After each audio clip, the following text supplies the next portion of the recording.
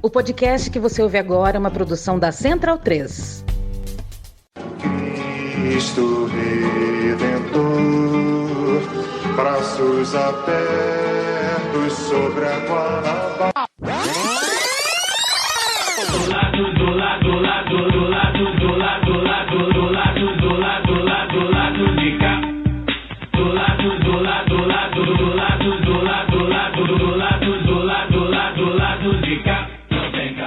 Bom momento, ouvintes da Central 3. Hoje é quinta-feira, dia 20 de julho de 2023. Eu sou o Caio Belandi, ao vivo direto do Saui Studio. Este é o lado B do Rio 282, chegando aí no seu feed. Me enrolei um pouquinho aqui na abertura, porque eu tô sem meu roteiro, tô de férias no meu trabalho, não consegui fazer o roteiro a tempo. Tô aqui na memória, mas tá rolando. O time não tá completo hoje, tem outro panelista de férias também, Daniel Soares, fazendo suas viagens aí pelo estrangeiro. Não, mentira, tá no Brasil. O Fagner Torres está aqui comigo, trajadão, de bonita jaqueta do Fluminense, grenar. Na Saui Studio, a Luara Ramos via internet. Vou dar boa noite pra Luara, já começar com a Luara Ramos. Bem-vinda novamente, Luara, mais uma semaninha aí. Já viu Barbie, Luara? Você que tá na hype, você que é uma mulher que adora rosa e que brincou muito de boneca quando era criança, já tem um escarpão rosa aí dentro do seu armário, vários escarpãs rosa, provavelmente.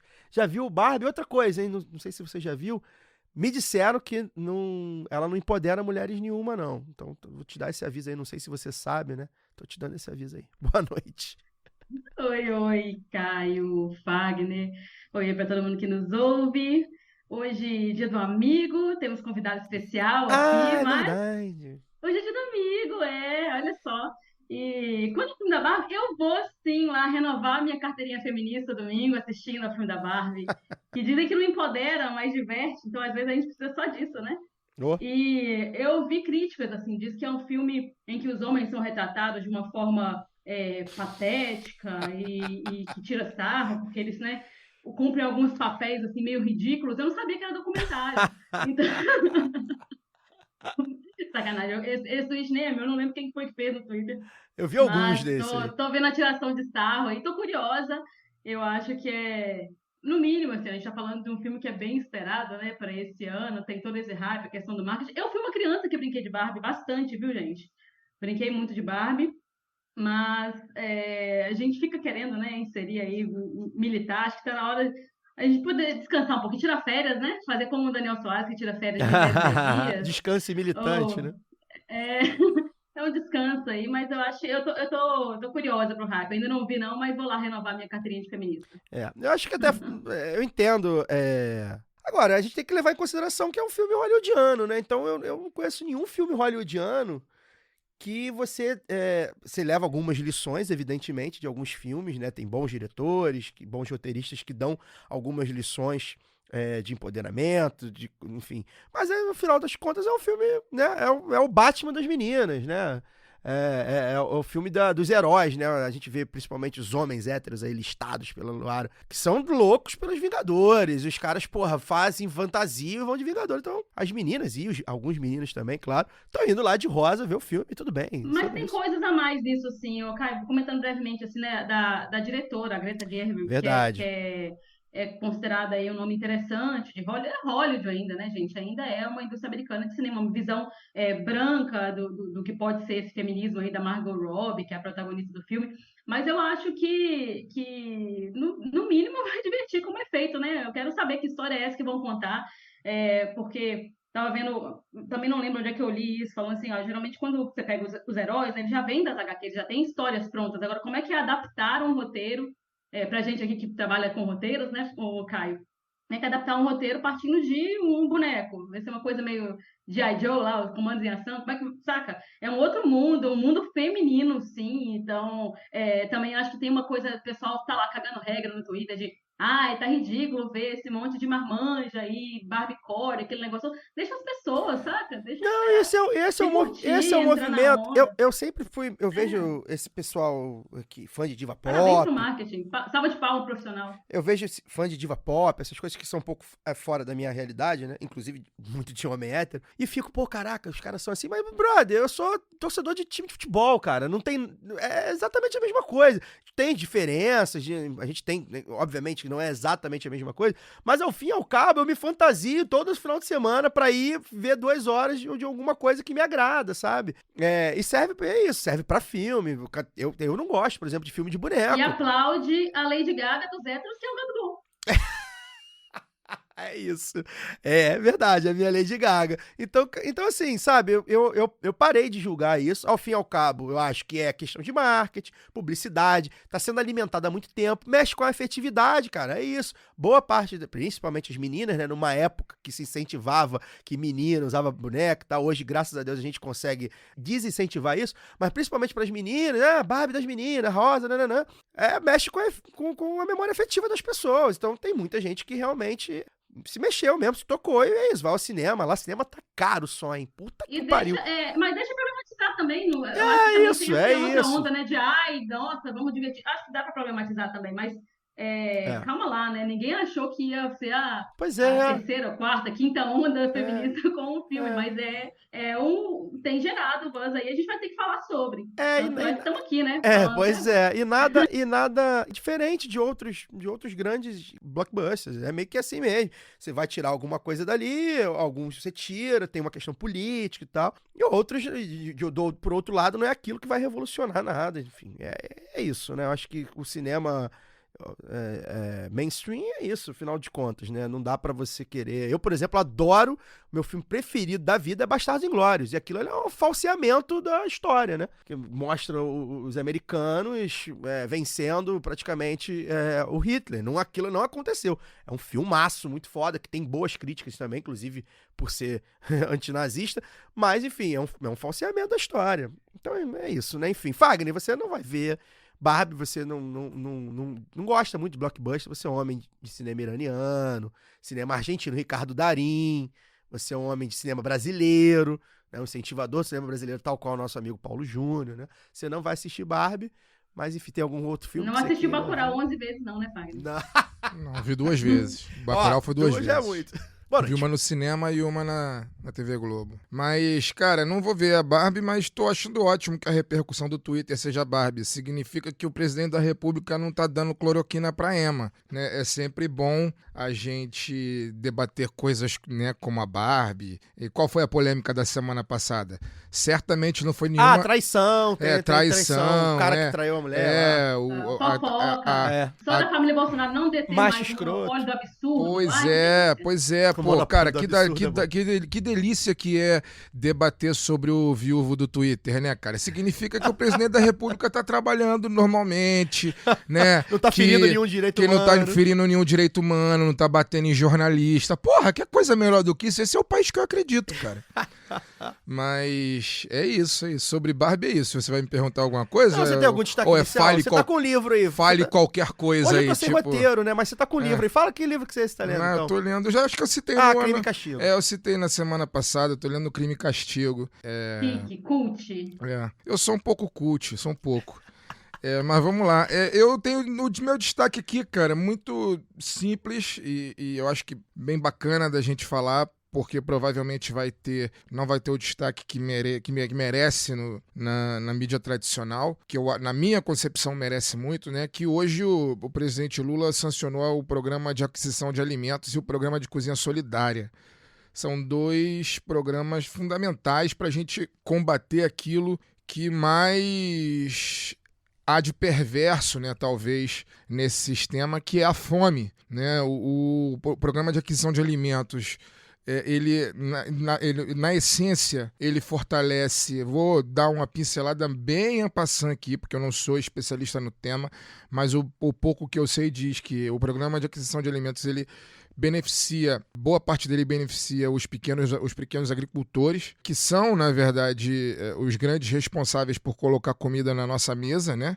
70% daquilo que nós comemos é produzido por pequenos agricultores. E o programa de cozinha solidária, na minha concepção, Luara e nossa convidada Camila podem até me corrigir, porque elas, né, são militantes do PT e têm a memória provavelmente mais bem trabalhada dos dois governos do que eu, mas eu não me lembro se o programa de cozinha solidária existiu nos governos passados. Eu acho que não. E, na minha concepção, é um programa que deveria ter muito investimento. Sonho com as grandes cidades com uma cozinha solidária por bairro, pelo menos, nas grandes cidades, que é onde vive o grosso da nossa população que tem situação de insegurança alimentar. E, para além de levar comida à mesa das pessoas que mais precisam comer, ele dá um senso de coletividade, de comunitarismo, de solidariedade muito grande, principalmente se for um programa construído coletivamente, inclusive com a participação e inserção de pessoas que estão em situação de insegurança. Só dando uma passada rápida aqui, eu me lembro de uma vez que, quando eu li a biografia do Che, a biografia do John Lee Anderson, ele cita que após a Revolução, enfim, tem aquela frase fácil, aquela frase, né, comum, né, que fazer a revolução é fácil, difícil é o dia seguinte. E na biografia cita que depois da Revolução Cubana, lá em 1959, foi feito um grande mutirão para atacar coisas básicas, né? Para desenvolver coisas básicas do dia a dia da vida do povo cubano, que o povo não tinha acesso tanto do período colonial quanto do período da ditadura do Fulgêncio Batista, né? Então o povo e as lideranças da Revolução meteram as mãos para construir escolas, para construir cozinhas, para construir universidades. O Caio tá me apressando aqui, vou terminar. Eu quero apresentar a Mas você me pediu para falar sobre a coisa que eu tô mas falando, a gente porra. vai debater isso durante o programa. Mas Então, continua, agora continua. Mas então Conclua, é isso. candidato. Então é isso. E aí eu acho que é muito importante que esse tipo de coisa aconteça, porque dessa forma que o povo constrói a sua consciência, né? Participando e construindo, sendo, né, ator principal da grande peça que é a nossa vida, né? Então, parabéns aí pro presidente Lula. Acho que a gente pode falar sobre isso ao longo do programa. É isso, eu te apressei, Fagnólio, só pra gente apresentar a convidada, né, que você já citou aí, pra colocá-la, inclusive, nesse tema, né? A gente tá aqui hoje recebendo a Camila Moreno, mestre em literatura pela Universidade de Brasília e membro da direção executiva nacional do Partido dos Trabalhadores e das Trabalhadoras do PT. Camila, bem-vinda. Boa noite, obrigado por ter aceitado o convite aí pra gente fazer a gente vai fazer um balanço também desses 6 meses de governo, Lula 3, enfim, você tem uma experiência no movimento estudantil que a gente também quer trazer, principalmente aí a reboque do congresso que teve da UNE recentemente, enfim, bem-vinda, boa noite. Boa noite, Caio, Fagner, Luara. Tô feliz de estar aqui com vocês e boa noite para todo mundo que vai nos assistir aí no lado B do Rio. Eu já quero começar aqui falando, Camila, antes de a gente voltar pro papo do PA, que é importante.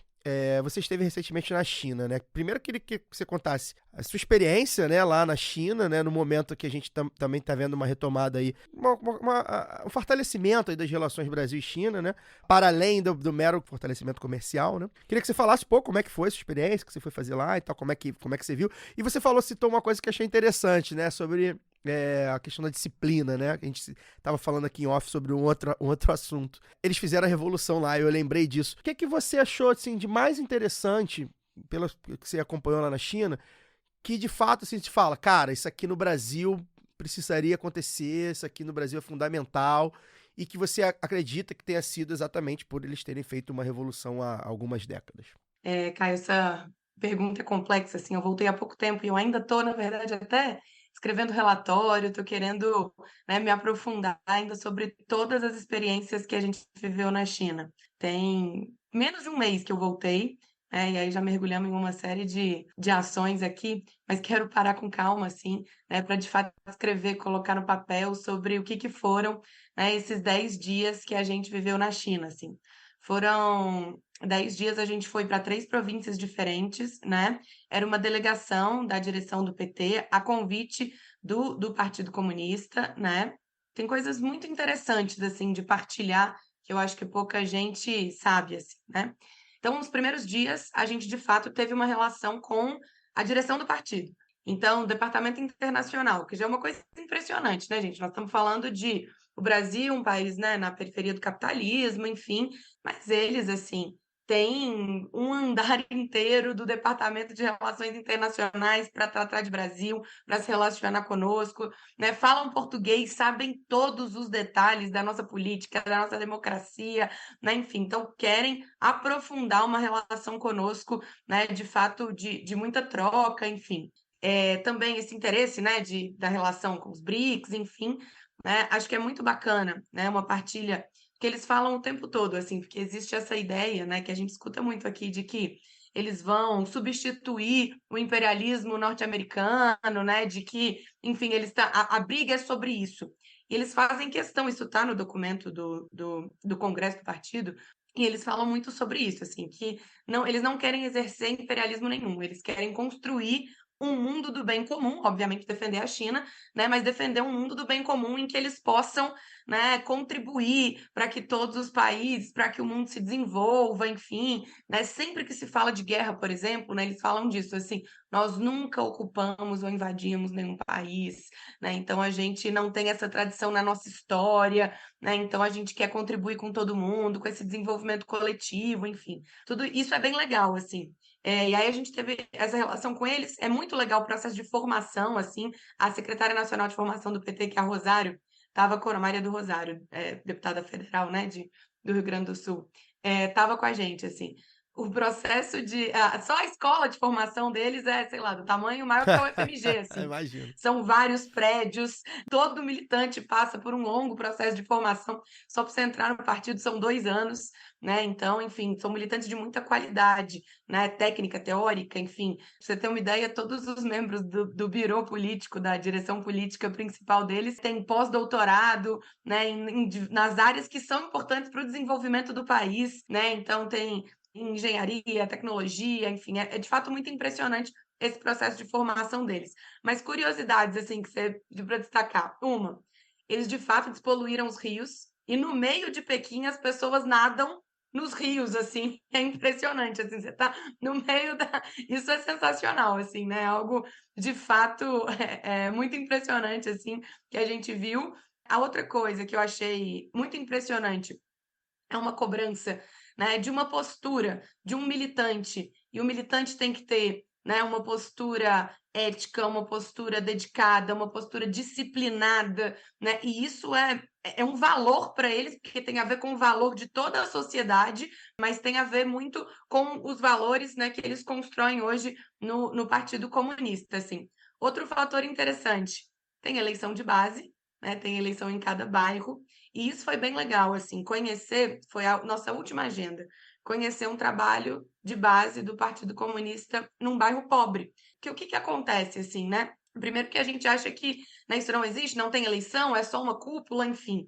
E é um processo de eleição que começa direta e termina indireta, né? Então, todo cidadão vota para eleger seus representantes, né, do bairro para o município, os do município votam, né, para a província, os da província votam, né, nos nacionais, e o nacional elege a comissão política nacional, né? Ou seja, então existe um processo de participação, e como o Estado e o partido lá, né, se misturam bastante, assim, né, constroem juntos, né, a política e gerem o Estado juntos, assim, tem coisas que são do partido nesses espaços e que é muito legal, assim. Esse bairro que a gente foi, por exemplo, era um bairro pobre. Imagina, assim, um bairro aqui da periferia de São Paulo, de Belo Horizonte, prédios pobres, trabalhadores. Existe uma cantina para todos os idosos. Nenhum idoso passa fome. Existe um lugar em que todos os idosos ficam durante o dia inteiro, né? Então você tem uma política de segurança muito importante, tanto de segurança alimentar quanto de passar o dia, de segurança de saúde, de lazer, enfim, que é algo, né, que a gente se esbarra aqui o tempo inteiro. O grande debate e orgulho que o bairro tinha era de que, como a população ficou idosa naquele bairro, que é um bairro antigo, não tinha elevador nos prédios.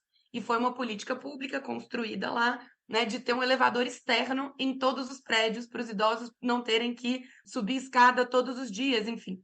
E então isso tudo se transforma como uma coisa do partido, né? Então tem uma biblioteca no bairro, né? Tem um espaço de lazer, de formação política no bairro, né? Então esse processo também de formação e de, né, organização da base é muito impressionante, assim, fiquei bem impactada com isso. Entendi. Muito bom. Deve ser muita coisa, realmente, né? Você falou que a pergunta foi complexa, eu ia falar, tem 1 hora para responder à vontade. É um tema, inclusive, a gente já entrevistou aqui o Elias Jabbour, que é Eu um encontrei grande. com ele lá. Elias tá lá, né? A China é um negócio, assim, que a gente não consegue dimensionar em nada, né? Assim, tanto por causa da revolução e pelo tamanho, pela diferença cultural muito forte, né? Eu lembro que teve até um jornalista que foi cobrir lá a Olimpíada de Pequim e ele disse que foi o lugar que ele chegou no aeroporto e tal. Ele, cara, parecia que eu tava em outro planeta, assim, tipo, porque era tudo muito diferente daqui do Ocidente, né, da América Latina e tal. Uma doideira. Quero botar a Luara no assunto, Luara, enfim, você sabe que aqui a pauta é livre, hoje a gente tá sem roteiro, isso vai ser um grande bate-papo, mas eu achei engraçado, curioso sobre o programa de aquisição de alimentos, né, a relatoria do projeto, tô lendo aqui na Câmara, foi do Boulos. E o Alexandre Padilha, né, que é atual ministro das Relações Institucionais, colocou aqui um vídeo com o Boulos, enfim, falando sobre a questão das cozinhas solidárias, que vem muito em função da militância do Boulos, principalmente no MTST, que eu acho que foi o grande movimento, né, que fortaleceu essas chamadas cozinhas solidárias. Queria que você falasse, Luara, um pouco o que você acha. Eu sei que você tem questões, né? Inclusive porque você é uma afiliada do PT, mas queria que você falasse do Boulos, assim.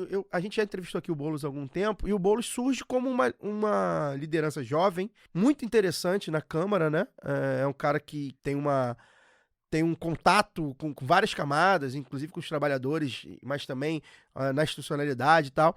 O Boulos sai forte, né, desse movimento aí, principalmente visando a eleição de São Paulo. A gente não vai falar sobre eleição ano que vem, né? Mas a gente sabe que já vai ter aí coisa sobre eleição. Queria que você falasse um pouquinho do Boulos, por favor. Eu acho que principalmente, né, o Boulos ele traz a experiência que essas cozinhas solidárias e comunitárias já têm, né, que com o MTST. Durante a pandemia a gente viu isso de uma forma muito mais... Virou pauta, né? Porque não tinha como não falar ali, as pessoas estavam precisando e essas estruturas que já existem, né, nas ocupações foram vistas e louvadas por quem tem algum mínimo de dignidade para poder reconhecer o trabalho que fazem. E o mínimo de Muito bom, dignidade realmente. na pandemia foi realmente, né, foi meio que uma régua, né? Não tinha como diminuir um pouco ali, porque, porra, na pandemia as pessoas passando fome, né? Não, e mesmo assim a gente teve alguns A casos, outra né, teve. de questionamento sobre essa atuação. Quem não lembra lá do lançamento do filme do Marighella na ocupação do MTST e aquela polêmica do pessoal comendo Camarão. camarão, né? Por que o pobre não pode comer camarão? É. Enfim, eu acho que o Boulos é um grande quadro, né? Esse programa, o Fagner já adiantou ali, trazendo também a Camila para a conversa, dizer que é uma grande alegria estar te recebendo aqui, Camila. Né, o Caio falou, já era um desejo antigo assim da gente te ouvir. E é isso, é uma retomada, né, de uma política de segurança alimentar que, assim, a gente conversou sobre isso com o Beto Palmeira, aqui no programa com o Beto Palmeira do Grande MPA, programa. né, o Caio?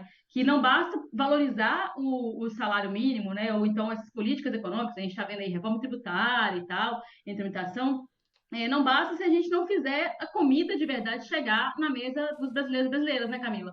Né, o salário mínimo chegando no bolso do trabalhador não significa que ele vai conseguir comprar comida de verdade. Então, acho que esse programa é mais uma garantia de que o governo tem, né, tentado garantir, na verdade, que essa comida chegue de alguma forma. E aí, acho que o Fagner citou bem a questão de pertencimento, que essa novidade, que são as cozinhas solidárias, comunitárias, trazem para esse novo programa, né? Não, acho que foi, inclusive, muito bonito hoje, né? A sanção, enfim, e todo esse processo de construção, que acho que ele também representa uma inversão de prioridades e o que esse governo, né, quer reconstruir e construir também, né, para o Brasil, assim. Então, né, trazer a experiência do Cozinha Solidária é muito importante porque ele traz justamente, né, essa experiência de algo que é importante para a gente, para o novo mundo, que é uma experiência de compartilhamento, né, de solidariedade, enfim, né? Elas se fortaleceram muito na pandemia, né? Nós, do PT, tivemos uma experiência muito legal, gente, durante o processo da pandemia, até tive a oportunidade de coordenar. Foi o PT Solidário, Uhum. né, que também fortaleceu bastante a relação com as cozinhas solidárias, enfim. Em muitos lugares a gente arrecadava alimentos para as cozinhas solidárias, e a gente tem isso hoje como uma política, né, de governo e de Estado, né, mostra que a gente tem uma inversão de prioridades, Sim. né, que é isso que a gente, né, chama desse tripé, assim, né, que é o enfrentamento à fome, né, a melhora da qualidade da alimentação, enfim, e é também um debate econômico, fundamentalmente, Sim. né, porque é onde você está investindo, porque, né, e para quem, né? Então, enfim, muito, muito bom, muito importante esse lançamento hoje, né? Enfrentar a fome é sempre a nossa principal atuação e a principal busca, né, dos nossos governos e tem que ser sempre. É, Então, ter esse lançamento hoje é fundamental, né? A gente poder ter o Boulos como relator, acho que traz essa experiência importante das cozinhas solidárias, que é uma novidade. O Caio estava falando isso aqui em off-era, se já tinha antes ou não, não tinha, né? Então agora isso é algo importante. Boulos que lidera as pesquisas em São Paulo. A gente vai falar isso mais pra frente. Vai ter muita água pra rolar, mas eu gosto de levantar esse assunto, né? Porque é uma liderança, né? A gente já conversou com ele aqui. Eu gosto muito do Boulos, assim, é um cara que eu gosto de ouvir, assim. E assim, é difícil, não. A gente tem bons congressistas, boas mulheres, inclusive. A minha deputada Thalíria é uma que eu gosto muito também, entre outros, né? Mas assim, o Boulos acho que é um cara que comunica muito bem, para além de suas atuações que efetivamente ele teve, a vida dele voltada para militância e tudo mais. Então, por isso que eu quis citá-lo e me chamou a atenção, né? O Padilha ali do lado dele, aqui no Twitter agora, exaltando a relatoria dele e tal. Enfim, bem legal. E aí, pra gente puxar o segundo tema que a gente trouxe aqui, o Lula com aquele jeitão dele, né? O Lula realmente é maravilhoso, né? Ele falando, né? Pô, sabe o que é gasto, né? Sobre a questão de gasto, né? Aspas pro Lula, hein? Não vou imitá-lo aqui, não. Sabe o que é gasto? O mundo gastou desde 2022 até agora. Caraca, eu sei nem nesse número. 2.000 trilhões, é isso? Sei lá, não sei se é esse número. Enfim, um número bizarro de trilhões de dólares em armas de guerra. Isso é gasto, porque o benefício é a morte de outros. Toda política pública que visa melhorar a qualidade de vida é investimento. Imagina se pegar... 2 milhões mesmo. Imagina se pegarmos esses 2 trilhões para investir. Acabaríamos com a fome de todas as pessoas do mundo, fecha aspas. E aí ele cita a guerra da Ucrânia, enfim, né, indiretamente. E aí a gente teve aí a gente tem um outro tema para trazer também, que essa semana, né, a gente teve aí a cúpula, né, dos principais da União Europeia, né, e da Comunidade de Estados Latino-Americanos e Caribenho. E aí o Boric, né, que tem se posicionado bastante aí a favor da Ucrânia, nessa guerra da Rússia com a Ucrânia, ele meio que deu uma cobrada, né, nos partidos de esquerda, né, para se posicionar, e o Lula meio que puxou o rabo dele e falou: calma, garotão, segura aí, calma, sei o que eu tô fazendo, você tá muito apressado, calma. E Luara, assim, né, a gente sabe, a gente tem falado isso aqui já desde que o Lula assumiu, né, se tem uma coisa que o velho sabe fazer, é a política internacional. Ele é um cara que é respeitado e ouvido quando a gente fala de tentativa de acordos de paz pelo mundo, né? A guerra dele é contra a fome, como ele gosta de falar. O Boric é um outro momento, né? Inclusive pela juventude mesmo, né? Tá ali surfando numa onda progressista, nova onda rosa da América Latina e tal. Com calma, né, Boric? Segura a onda aí, né, Luara? Ai, Caio. Na verdade, eu acho que essa é uma divergência que é muito mais levantada pela grande mídia, sabia? Eu queria até comentar brevemente sobre isso, assim, porque essa imprensa ela insiste em opor as ideias do que ela chama de nova esquerda versus velha esquerda, né? Então, acho que primeiro é importante a gente lembrar que, para a imprensa corporativista, a nova é a esquerda que pensa e age como É direita. a direita, né? Essa é a única novidade que é apresentada pela esquerda que ele chama de nova, né? Uma esquerda que não age senão para agradar interesses que, às vezes, ou na maior parte das vezes, nem são do próprio país. Não que a velha esquerda também não tenha seus escorregões, né? O Lula vai chama de apressado o posicionamento do Boric sobre a guerra na Ucrânia, no que ficou evidente uma insinuação de que o presidente chileno, né, para o Lula ainda é inexperiente, uma coisa assim, né? Parece que, pelo menos é o que me pareceu. E o Boric, por sua vez, ressaltou que ama o Lula e que todos têm interesse na paz, mas reafirmou essa posição anti-Rússia. Então, a diplomacia brasileira ela mantém uma posição de neutralidade, né, manifesta-se pelo cessar-fogo imediato para a construção de um acordo, e isso nem sempre é percebido como uma grande diferença, né? Sobretudo porque a tentativa da OTAN, dos seus líderes, aliados, também do que a gente pode incluir também como aliados, né, a mídia hegemônica, os mega empresários, é de construir um consenso em torno da necessidade de isolamento da Rússia. Então, esse é o primeiro ponto que eu queria trazer, né, de que não há necessidade também de tomar lado, a posição do Brasil, diferente do que a turma da Globo News aí tenta fazer parecer, não tem nada de pró-Rússia, eles é que são pró-OTAN e não admite nada diferente disso. Outra coisa que a gente já comentou aqui, a projeção do Lula nesse terceiro mandato, e aí eu queria já trazer também a Camila para esse papo, né, que é muito trabalhado lá fora, né, o Lula agora como um verdadeiro, sempre foi, mas acho que mais do que antes, assim, como um verdadeiro líder global. Eu acho que essa postura é muito positiva, porque o Brasil ele volta a liderar o bloco dos países sul-americanos, né, com altivez, depois que o Bolsonaro o Bolsonaro, inclusive, abandonou, né, sei lá, que em 2020 foi uma coisa. Era um pavor, mas eu acho que a gente tem que pontuar isso aqui para a gente ver o quanto essa reconstrução ela é significativa também para o mundo, porque apresenta uma outra possibilidade que não é simplesmente abaixar a cabeça para a OTAN, promover conflito onde é que eles tiverem interesse, né? Então, o Lula, de fato, ele rompe com o suposto consenso da comunidade internacional em torno da questão da guerra na Ucrânia, questões também como quando ele fala que democracia é relativa, para poder, né, comentar sobre a Venezuela. Isso é importante até para a gente trazer novas formas de participação. A Camila trouxe aqui que a gente, do lado de cá, acha que só existe uma forma de democracia, né? E aí não constrói novas formas de participação e estão aqui lascados com Arthur Lira na presidência da Câmara. Então, eu acho que esse rompimento que o Brasil traz isso é muito positivo, porque é um grande país, é uma economia importante, está discutindo em diversas frentes, porque nós estamos falando aqui de divergências na política externa e tal, mas ainda tem a questão econômica, né? As pessoas querem negociar com o Brasil, tem questões do meio ambiente, da Amazônia, enfim. Então eles têm que ouvir o Lula, mas eu acho que o mais importante é que o Lula e o Brasil têm algo de fato a dizer, né? Talvez é isso que é intolerável para os papagaios do imperialismo, né? Para quem ainda acha que imperialismo é um jogo de tabuleiro, mas na era do capital financiarizado, acho que os anacrônicos são aqueles que acham que a Guerra Fria acabou ou que repetem isso na esperança de serem acolhidos do lado ocidental do mundo. Só um acréscimo antes de passar para Camila. Sobre esse assunto, eu fico com a a análise da nossa amiga, minha amiga Thalita Santiago Tanchait, que é uma pesquisadora de Chile e que vive em Santiago hoje e que é muito atuante, enfim, na política, tanto no Brasil quanto no Chile. Foi do movimento estudantil da minha geração. Pois é, e a Thalita escreveu sobre isso o seguinte: eu tenho acordo com a análise do Lula e do seu governo com relação ao Boric, que, ao que me parece, usa de espaços multilaterais para apaziguar conflitos e impasses internos. Enquanto a preocupação do Brasil é outra. Em um contexto de crise de multilateralismo, apostar numa ordem internacional que vá além da OTAN e que não utilize os Estados Unidos e a Europa como régua moral do mundo, como o Boric faz. O discurso do presidente do Chile pode até ser bonito, mas não colabora para a paz e para a construção de alternativas às várias crises mundiais. Por fim, como alguém que vive no Chile, é um discurso que me parece muito contraditório com a política migratória do atual governo chileno, no caso, né? Que é xenofóbica e de perseguição a migrantes, especialmente os venezuelanos que Boric diz estar tão preocupado. Então, assim, está certo Lula. Bom, eu não tenho nada para dizer. Eu acho que a Thalita disse tudo, o que eu gostaria.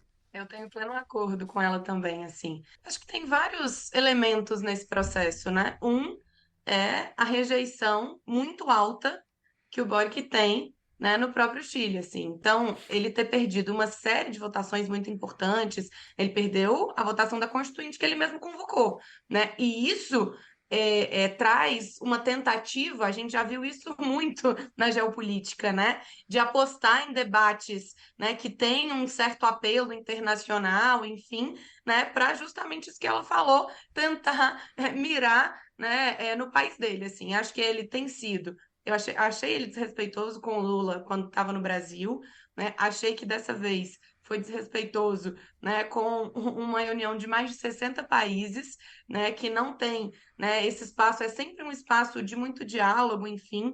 Acho que o Lula está, mais uma vez, né, indo muito bem na política internacional, né, que é essa ideia de reconstruir, né, um mundo multipolar, a nossa política, né, cada vez mais altiva, enfim, né? Isso não tem nada a ver como a grande mídia tenta fazer, né? A gente vê os comentaristas internacionais tentando dizer como se o Lula tivesse legitimando a guerra, como ele fosse pró-Putin, nada disso, né? Isso tem a ver justamente com não achar que a narrativa correta ela tem que ser da OTAN, né? É isso, mais uma vez, o que a Thalita disse, assim, né? Mas tem um amigo meu, até busquei o Twitter aqui dele, que ele falou o seguinte, que o Boric ele tem tudo o que essa mídia, né, do mainstream brasileiro quer. Ele é um jovem branco, bem nascido, pelego e cada vez mais alinhado com os liberais. E é isso que eles querem chamar de esquerda moderna. É uma esquerda que não se preocupa de fato com os trabalhadores, né? É uma esquerda que cada vez mais está alinhada com interesses que não são, né, de altivez da América Latina, enfim. Então, acho que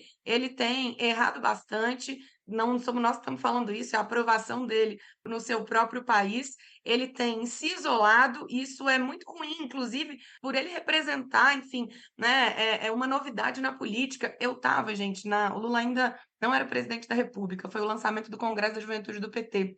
E foi, enfim, a gente conversando ali com um pouco, né, antes desse processo, que ele foi no lançamento, e a eleição do Chile era no dia seguinte, 2 dias depois, e o Lula estava com muita vontade de eleger, o Lula estava assim, ele falou do Boric no discurso, da importância dele, usou ele como um recado, né, para a juventude, da importância da juventude ocupar a política, usou o boné dele, gravou vídeo. Então ele estava assim, não existe essa história de que ele quer competir, que nada disso, pelo contrário, sabe? Lula estava com muita vontade, né, de vê-lo presidente, sabia da importância disso, enfim, né? Então, de fato, eu acho que ele tem apostado, né, nesse caminho aí para tentar resolver seus problemas internos, que são bem sérios, que ele não tem dado conta de resolver. Inclusive porque a guerra, nós sabemos, não começou agora, né? Ela vem lá desde de quando, né, a União Europeia e a OTAN patrocinam, né, golpes, né, há tempos atrás, assim. Então, né, e apoiados por grupos neonazistas, é bom dizer, né? Então, isso também é muito sério e muito importante de ser dito, né? Então, não tem bonzinho nessa história. O que nós precisamos, de fato, é construir um mundo novo, apostar na paz, né? Mas sabendo que não tem uma narrativa só para esse processo. Tem uma coisa que eu sempre gosto de dizer, que eu tenho dito aqui o tempo inteiro, né? Se tem uma coisa que eu fico muito tranquilo, várias coisas, né? Mas essa é a que mais me faz me identificar em apertar o 13 lá para presidente, é a questão da política externa, né? É a política internacional. E é isso, assim, o PT e o governo Lula, o governo do PT desde de Lula 1 até Dilma, faz questão de mostrar um mundo novo, faz questão de mostrar novas relações, né? Aposta na relação com a América Latina, aposta numa relação com a China diferenciada, aposta na relação com os países da África, confronta os países do Ocidente quando acha que tem que confrontar, sem perder, enfim, a soberania, sem perder, inclusive, as relações comerciais. Essa questão também me pega muito, porque, assim, você vê que é uma coisa que a grande mídia não vai se alinhar, de jeito nenhum. E a gente está vivendo uma conjuntura que é curiosa, porque há, inclusive, certo alinhamento de certos veículos e certos colunistas e comentaristas, inclusive com a política econômica do Lula, política nacional hoje, né? Então a gente vê, por exemplo, a Miriam Leitão hoje, que sempre foi, desde a ascensão do governo Lula, sempre foi tida como uma oposicionista, inclusive porque era mesmo. Isso que eu ia falar. Tida não. Era. Ela sempre foi, né? Enfim, sempre encontrava defeitos e tal. Ela tem elogiado a política econômica e tudo mais. E a gente vê que, inclusive por conta do bolsonarismo ali da espreita, alguns quadros mais dignos da grande mídia, principalmente da Globo News, têm se colocado de uma maneira menos crítica, ou digamos assim, menos, não sei se é crítica a palavra, assim, mas menos oposicionista às políticas públicas do governo Lula 3, tem se mostrado um pouco mais aberta ao governo de coalizão, que a gente está vivendo praticamente capitaneado pelo PT. Só que na mídia, na política externa não tem como, na política internacional não tem como, porque vem de cima, né? A gente sabe, vem de cima mesmo. Aqui é alinhamento com a Casa Branca e com a OTAN e acabou, né? Então eu acho curioso isso, porque a gente tá vivendo meio que um momento, né? Não vou dizer uma paz, porque é demais, né? Porque ainda são os grupos de empresários que, enfim, né? Primeiro bote que eles derem, eles vão dar. Mas a gente vive um momento de arrefecimento da mídia hegemônica contra esses programas, principalmente os programas mais populares do governo Lula, mas na política externa, irmão, não tem jeito. É isso, os caras vão procurar o fantasma. É o fantasma do comunismo, né? Então é a Venezuela, né? É a relação com... Cara... Os caras, alguém diz um ai da Venezuela, agora é a nossa hora, vamos lá. Né? A própria relação com a China ainda é um pouco explorada nesse sentido. Então a guerra da Rússia com a Ucrânia também é muito explorada nesse sentido, porque também foi uma linha única, hegemônica, né? De Zelensky herói, Ucrânia boazinha, etc. e tal. A gente já falou sobre isso aqui também com o historiador Rodrigo Yanez, um programa excelente, a gente recomenda, não vi o número aqui, depois eu pego pra vocês. Luara, não sei se você tem alguma coisa pra completar desse assunto, se tiver complete, mas eu queria que você falasse um pouco sobre o movimento estudantil, né, que a nossa convidada vem do movimento estudantil, a gente já esteve aqui também, já falou com o representante, com a Júlia, né, da Uni, não sei nem qual a posição que a Júlia atualmente ocupa, mas a gente já falou com a Júlia Guiar, da Uni, a gente tá sempre com contato com movimentos estudantis também. Queria que você falasse um pouco, você tem uma perguntinha aí, né, pra nossa convidada, então aproveita aí. Eu tenho, porque é o seguinte, você apresentou a Camila aqui, mas faltaram duas coisas sobre a Camila. Né, que ela é vascaína e apaixonada pela Beija-Flor de Nilópolis. Camila também é. Ela não gosta de futebol, não? Eu achei que ela gostasse de futebol. Olha que absurdo, amiga. Não, porque a gente vai falar de futebol daqui a pouco. Aí eu falei, pô, legal, duas mulheres que gostam de futebol. Eu não gosto de futebol ópio do povo, não quero nem entrar. Pois é. Tá difícil. Não, esse negócio... Agora eu só vejo a Copa do Mundo de futebol feminino. Esse negócio de SAF, Safadeza, Clube Atlético Mineiro, não é pra mim. Mas eu conheci a Camila no movimento estudantil e recentemente, né, acabou de ter, na verdade, o CONUNE. Você, Camila, que é uma aposentada do movimento estudantil, como você colocou nos seus stories recentemente, mas que conceito. Né, grande quadro da Uni, foi minha liderança na Uni. Eu tenho muito orgulho de ter aprendido com você ali também e de ter te conhecido. Então, eu queria que você trouxesse para a gente. Vou colocar aqui dessa forma provocativa, porque eu acho que todo mundo tem os seus poréns, assim, de achar que que o movimento estudantil muitas vezes é aquela coisa do jogar com aquele meme da manete desligada, né? Tá ali jogando uma disputa que não é real e tal. É isso, e eu queria que você trouxesse pra gente qual que é a relevância do movimento estudantil hoje ainda na formação de quadro, na mobilização da juventude. Esquerda DCE, né? Tem essa crítica, né? Tipo, tem essa crítica da esquerda DCE. Mas temos DCE, então, existe, né? Existe essa coisa, alguns debates que parece que só existem ali, mas eu acho que essa problematização também é importante. Então, assim, existem DCEs combativos, eu acho que pode citar exemplo, pode falar da sua atuação desde lá da Uni, mas também desse último CONUNE que eu vi que você acompanhou, trazer pra gente isso, assim, um panorama geral, inclusive de conquistas também, se quiser pontuar. Eu acho que é sempre bom fazer um resgate histórico de conquistas do movimento estudantil. Eu lembro que na nossa época a gente era a discussão dos 10%, né, do pré-sal para educação, do fundo, né, do pré-sal, aquela coisa toda. 10% do PIB e 10% do PIB. 50% do fundo do pré-sal, que nós conquistamos as duas. Isso, e logo depois vem Lava Jato, aquela coisa toda de rubro. Eu lembro que também um dos últimos congressos em que eu estive foi logo 2012, que teve justamente lá o golpe no Paraguai, né? Foi o começo de um movimento aqui na América Latina. Então, pode fazer esse resgate, fica aí, porque eu sei que você tem uma grande história também no movimento estudantil. Eu queria que você trouxesse para a gente para poder trazer exatamente essa relevância, né? Qual que é a relevância? Então, a pergunta para poder fechar é essa, mas qual que é a relevância do movimento estudantil, mas o que você pode falar do que observou aí no CONUNE, na sua militância, enfim. Assim, acho que a história, né, a minha história com o movimento estudantil tem a ver, né, com quase tudo da minha vida, assim, com todas as opções que eu fiz, elas começam ali, né, com as escolhas que eu fiz sobre o que eu ia fazer, enfim, né, mas assim, primeiro que assim, né, o movimento estudantil segue muito vivo e a gente pode buscar esse elemento em todos os lugares, assim, né, os quadros da esquerda, né, que se renovam vieram basicamente do movimento estudantil, Uhum. né? Eu sempre fui, assim, né? Um pouco da minha história. Eu sempre fui sou inquieta, enfim, né? Desde criança eu gostava de assistir debate eleitoral, né? Minha briga com meu pai para dormir até mais tarde, quando eu era criança, era porque eu queria ver o debate, enfim, né? Então meu pai sempre disse que eu sempre tive essa, essa opção, enfim, né? Então sempre fui fã do Lula, essas coisas. Montei o Grêmio na escola sem ser, né, incentivada por um agrupamento de movimento estudantil ou qualquer coisa assim, né? Mas sem dúvida foi meu primeiro espaço de organização coletiva, né, dentro da escola, isso no ensino fundamental ainda. Já quando a gente veio para Belo Horizonte, meus pais passaram no concurso da UFMG, enfim, era um processo muito intenso do debate eleitoral, né? Lula versus Alckmin, tinha 15 anos, né? Então, olha só como o mundo é doido, né? Era Lula versus Alckmin, aquele medo, né? No Brasil, do Alckmin ganhar a eleição, Que enfim, né? loucura. E a gente se mobiliza a partir disso de uma forma um pouco mais, né, com compreensão nacional, de coletividade, né? Enfim, já passar em sala sobre isso, ir em carro de som, montar panfletagem, enfim, o início desse processo, né?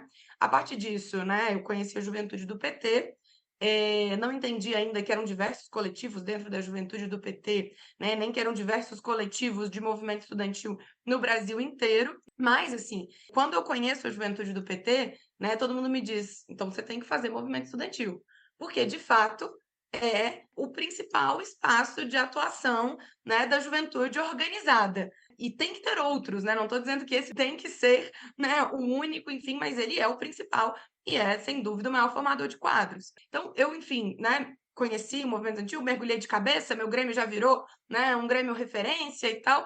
E era um período, Lara, muito importante, assim, no Brasil inteiro, tem até um documentário sobre isso, da Revolta do Buzu. Em todos os locais, o movimento estudantil secundarista, que é o que eu era, eu tinha 15, 16 anos, né, era do debate da passagem, do direito à cidade, do estudante, enfim, né, não existiam políticas nacionais ou municipais ou estaduais, né, de acesso ao passe dos estudantes. E olha que curioso, assim, né? Então eu participei daquele congresso logo no início, assim, que era o congresso da UCMG, União Colegial de Minas Gerais, é uma entidade que é fundadora da UBS, inclusive, ela é mais antiga que a UBS. Já, enfim, virei secretária-geral da entidade e nós fizemos naquele ano, assim, a gente era meio doido, assim, fizemos, sei lá, em um ano, 30 passeatas, assim. Então tinha passeata todo dia, mobilização todo dia. Tem uma história que até estava com o presidente da entidade esse fim de semana no Congresso da Uni, que é o Panetone, e ele estava indo lembrando do dia que a gente fez. Choveu, era uma chuva torrencial, e a gente decidiu que ia fazer o ato do mesmo jeito, e a gente não conseguia segurar o microfone, porque ele dava choque o tempo todo, e a gente decidiu seguir a passeata inteira daquele jeito e tal. E assim a gente fez muita mobilização. E o que é bacana disso? Assim, a gente tinha todo mundo 15, 16, alguns um pouco mais velhos, enfim, mas todo mundo daquela geração que fez muita luta social, que se formou naquela luta, hoje é dirigente, né, dos seus espaços, assim. Um companheiro que era do PDT é um dirigente nacional do PDT, né? O companheiro do PMDB, enfim, foi para a direita, mas, enfim, é um dirigente da Esse a gente direita, esconde. né? Mas a turma do PCdoB é a mesma coisa, enfim, né? Então todo mundo ocupou espaços importantes, né? Porque a gente foi formado na luta, formado, né, nesse processo de mobilização e não num processo de burocracia. Então, assim, só das conquistas que eu lembro daquele período. Depois da UCMG, eu virei vice-presidenta da UBS, né, da União Brasileira de Estudantes Secundaristas. Aí as lutas passam a ser um pouco mais nacionais, né, naquele período, assim.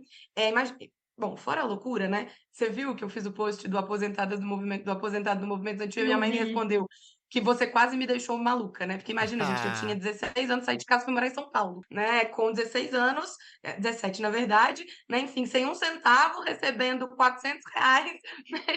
Que nem todo mês caía, viajava o Brasil inteiro, né? Eu lembro que, assim, eu contei para minha mãe, eu vou construir a UMES, União Municipal dos Estudantes, em Tailândia. Tailândia.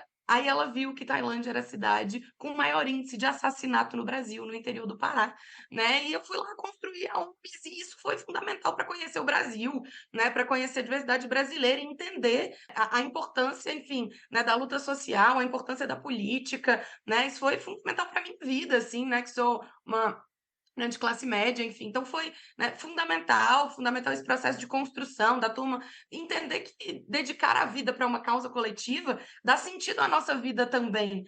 Nesse processo, entre a Uni e a UBS, depois eu virei diretora da Uni também, fui diretora de assistência estudantil, que é a grande pauta até hoje da universidade brasileira, porque falar de assistência estudantil significa falar da luta de classe na Sim, universidade, porque as pessoas, né, a gente luta para as pessoas entrarem e elas têm que manter permanecer isso. na universidade. Então, nós, pela primeira vez, teve rubrica própria, né? Ou seja, o dinheiro que vai para a universidade tinha que ter aquele dinheiro separado para assistência estudantil. Ela passa a ser uma política nacional. E, claro, estou falando que todas essas conquistas é porque a gente fazia pressão, mas era governo Lula e depois governo Dilma, né? Então, tinha diálogo e a pressão funcionava. Então, nós aprovamos as pautas de financiamento da educação, que a Luara lembra, né? Os 10% do PIB para educação, gente, ele não estava no relatório do Ângelo Vagnoni, que era o relator do PNE, né? Era 7%.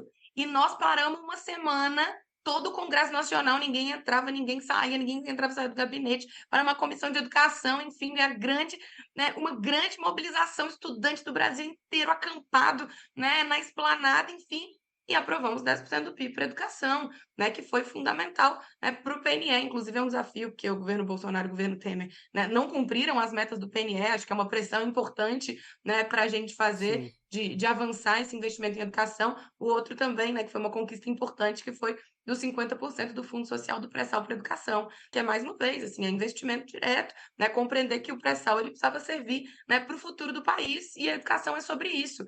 E muitas outras vitórias, assim, que eu lembro, por exemplo, a luta em defesa das cotas. Teve uma ação, uma medida cautelar do DEM para proibir a lei de cotas. Nós fizemos uma mobilização muito grande para garantir que a lei de cotas, né, fosse um direito, enfim, acontecesse e pudesse ser cumprida, né? Então, hoje, quando o Lula no Congresso da Uni fala, quando eu ia nos congressos da Uni, era uma juventude branca, e hoje eu vou e tem maioria de negros e negras, ele está reconhecendo que a nossa luta deu certo e foi, né, muito importante, assim. Eu sempre falei isso, assim, né? Eu vivi um período de movimento estudantil, eu e a Luara, de lutar por mais avanços e que a gente pressionava para esses avanços acontecerem, né? Essa turma que saiu hoje, que saiu desse congresso da Uni agora, que eu estava lá com eles, enfim, né? Falei isso para eles, vocês viveram um período muito difícil, né? Que é o período de pressionar que qualquer coisa que eles conseguissem que impedisse um retrocesso era uma grande vitória. Então, eles lutavam isso, para não retroceder. E agora vai se inaugurar um novo período importante, né, que retoma essa ideia de que o movimento estudantil faz pressão para ter avanço, né, para ter mais diálogo, enfim. Então, acho que eu esqueci de dizer também que da reserva de vagas, né? Não existe reserva de vaga na universidade pública. A universidade pública era, né, uma falsa meritocracia que era branca elitizada. E quando você passa a reservar para estudante de escola pública metade das vagas, isso muda a cara da universidade, né? E quando você passa a ter dinheiro para assistente estudantil, as pessoas que entram podem ficar, né? Então, a gente ter feito parte dessa história, gente, de verdade, assim, eu me sinto parte da história do Brasil, de ter, né, contribuído na luta, dedicado parte significativa da minha vida, né, para a luta, né, dos estudantes da educação brasileira, para a luta do Brasil.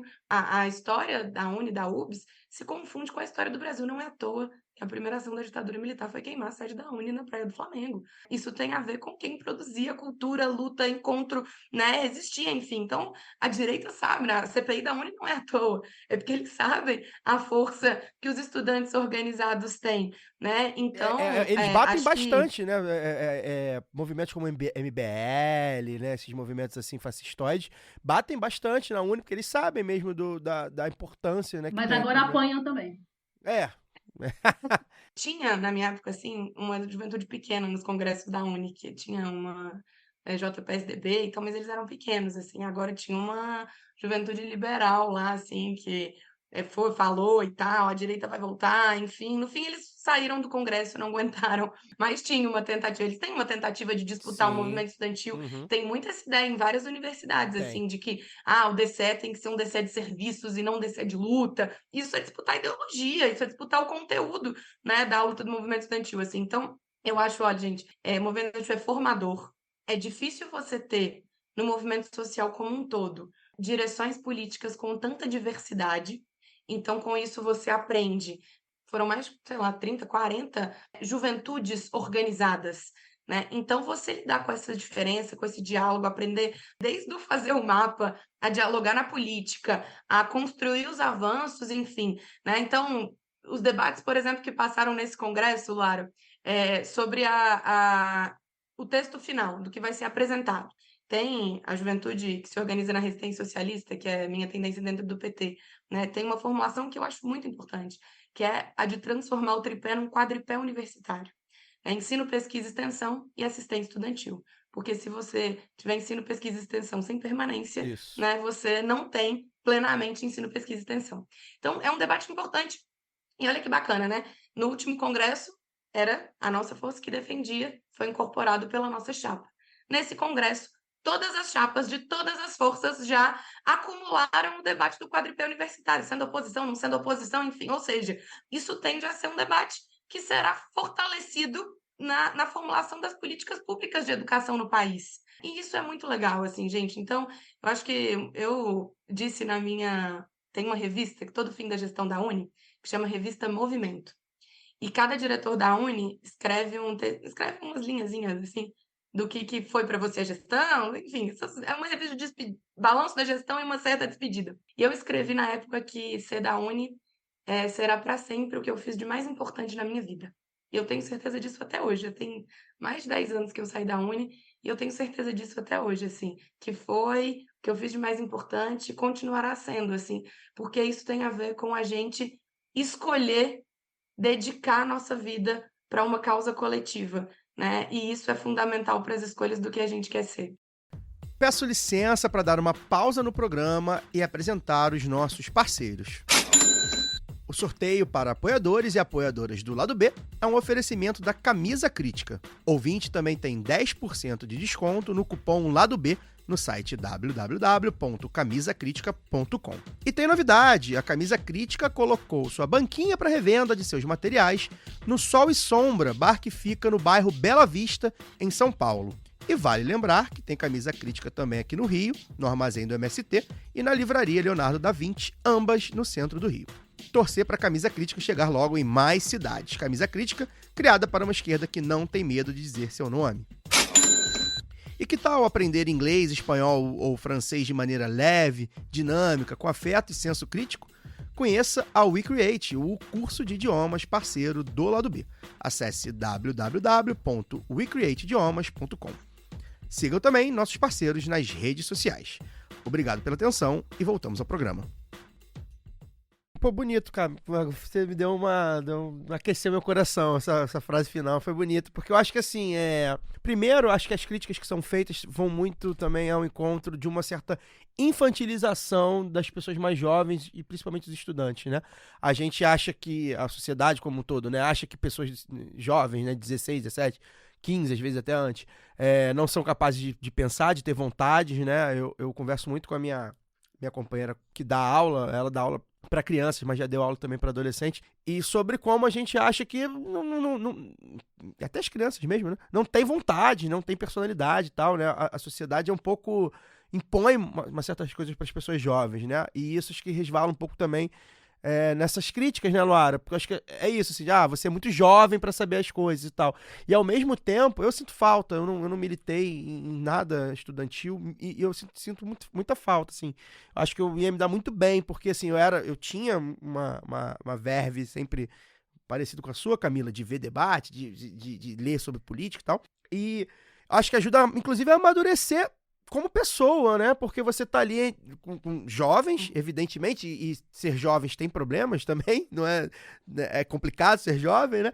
São pessoas jovens, nessa faixa aí de 17, 18, 20 e tal, com pessoas totalmente diferentes, tá precisando colocar suas ideias ao mesmo tempo, que vai ter contrapontos, né? Acho que te ajuda a te fortalecer, inclusive, como pessoa mesmo, né? Acho muito interessante essa... Eu respeito muito quem faz... quem fez parte quando jovem, ou mesmo quem faz parte, mesmo quem são um pouco menos jovens, né? porque eu acho que, primeiro, que lidar com jovens você está formando, né? Como a Camila falou, você está formando as pessoas ali, está ajudando a formar os militantes, né?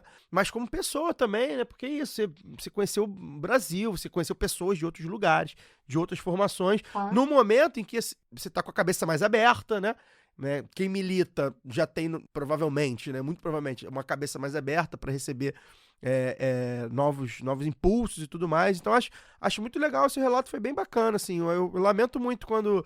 Eu não gosto também de usar esse termo, esquerda DCE. Eu acho que... Eu entendo a crítica que é feita a isso.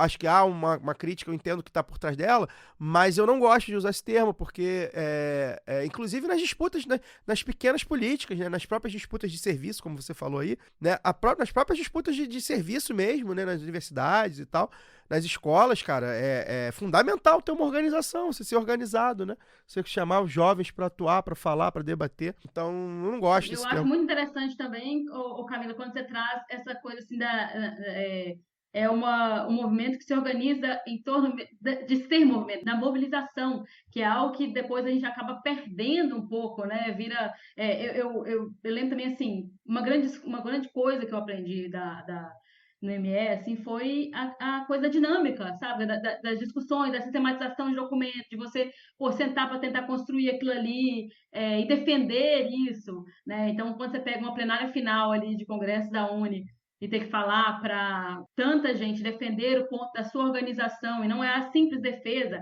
é também uma defesa do acúmulo daquele debate, né? E isso levado em uma proporção maior ali, mas que aconteceu desde os centros acadêmicos, os DCEs, né? As entidades de base mesmo.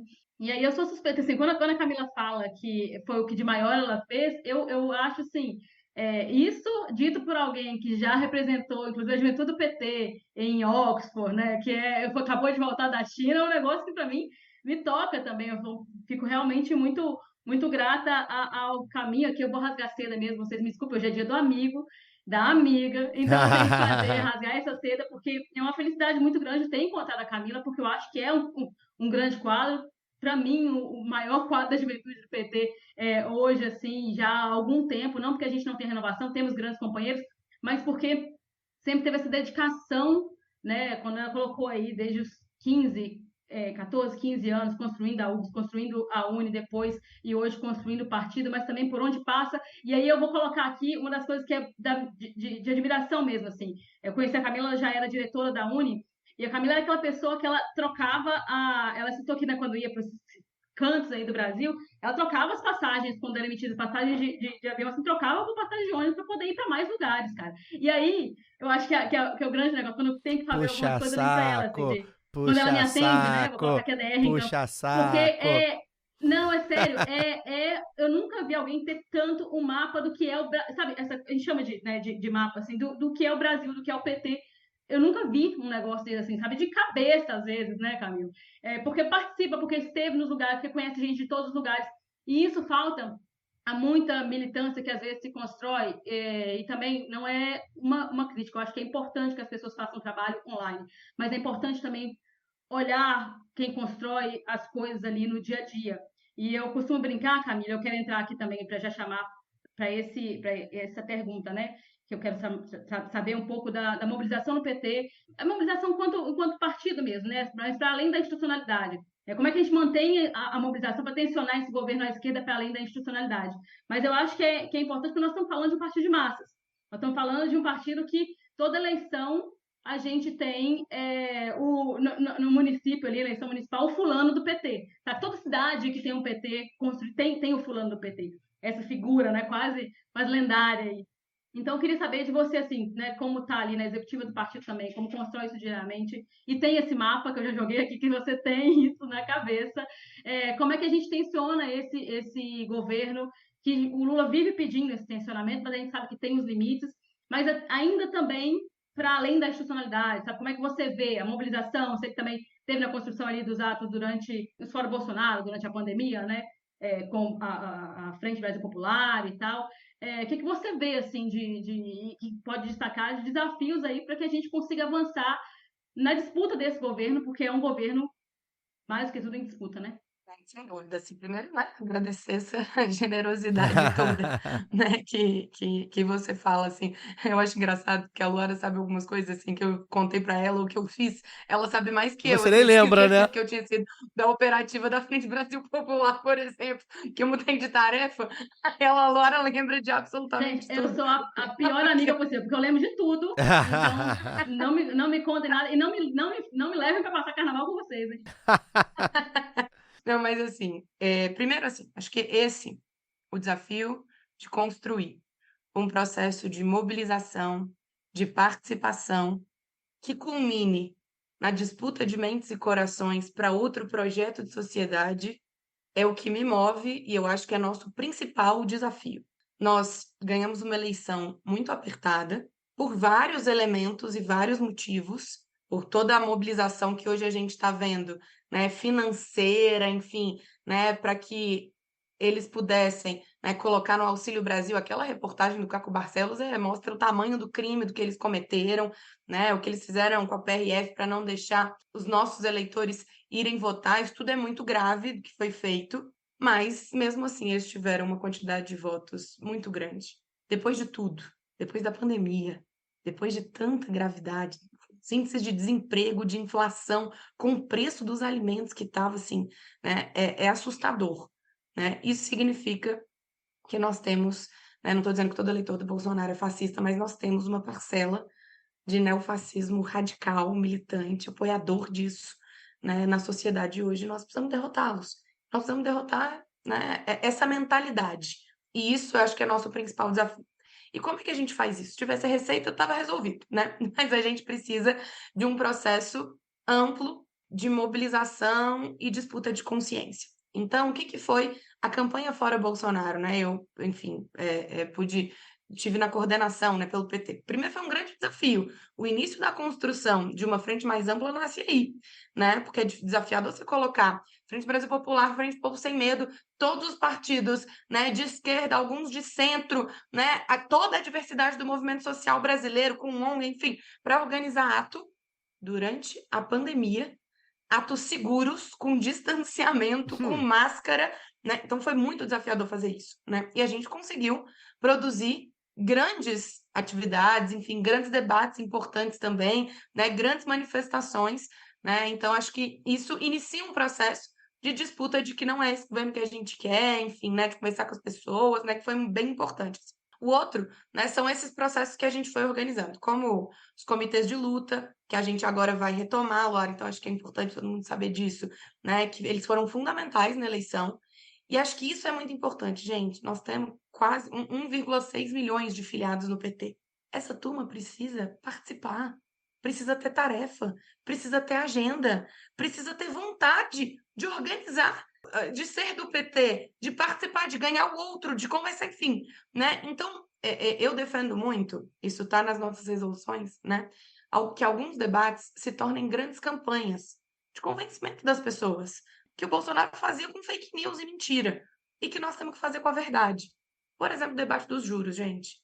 Não existe um trabalhador brasileiro que você vire para ele e fale: explique o que é a política de juros, que é o presidente do Banco Central do Bolsonaro, que mantém os juros altos, que não entenda isso e não entenda que isso é um problema e não esteja do nosso lado na luta para baixar os juros. O debate, por exemplo, da violência nas escolas, gente. A gente falar da violência das escolas, né, ligada como pesquisas seríssimas mostram essa ligação da política de incentivo ao armamentismo, a política de ódio, porque boa parte delas é motivada pela misoginia, né, pela LGBTfobia, enfim. Então, a gente ligar os ataques nas escolas, a ascensão do ódio, né, de um discurso neofascista, a liberação total da internet sem controle, que foi um debate que eles fizeram. Ninguém acha que é natural os ataques nas escolas, ninguém defende, ninguém acha que é bom, né? Ou seja, nós temos que dar conta de fazer isso, de fazer disso grandes campanhas para mostrar para a população brasileira como é grave o que representa, né, o neofascismo, enfim, né? Então acho que esse, sem dúvida, né, é nosso desafio, assim. Então, fazer grandes mobilizações, né, com campanhas que façam sentido, campanhas concretas. Falar da democracia é muito importante, mas as pessoas não comem e não vivem em democracia, numa democracia inclusive complexa e boa parte das vezes excludente como a nossa.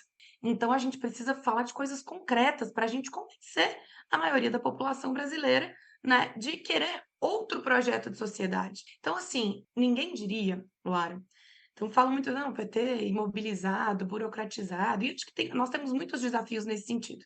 Mas ninguém dizia que depois do golpe contra Dilma, depois da prisão do Lula, da eleição do Bolsonaro, a gente voltaria tão rápido. Isso é porque tem enraizamento popular, isso é porque tem trajetória, isso é porque tem legado, e claro, tem o maior líder que esse país já produziu, né, da política brasileira, enfim, né? Ou seja, nós precisamos transformar isso em caldo de mobilização, em convencimento das pessoas, né, em disputa de mentes e corações, né, fazer disso campanhas, fazer disso, enfim, um processo de organização.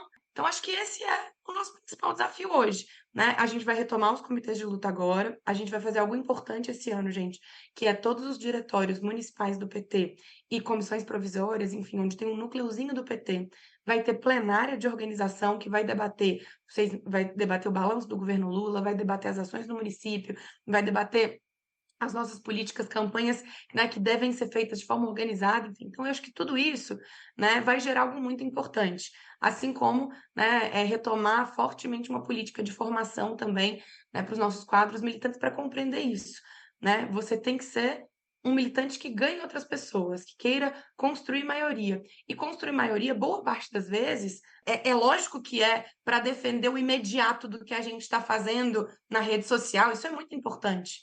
Mas é também para disputar as pessoas para um projeto de sociedade de mais igualdade, de mais solidariedade, né? Não da aposta nessa falsa meritocracia, que todo mundo é um falso empreendedor, né? Que na verdade está todo mundo sendo explorado. Então também tem a ver com isso. E acho que esse, né, é um papel que eu quero jogar força e que a nossa direção já tem como prioridade. Perfeito, eu tenho falado muito isso aqui, né? A gente tem que lembrar que a campanha contra o PT, ela é permanente, né?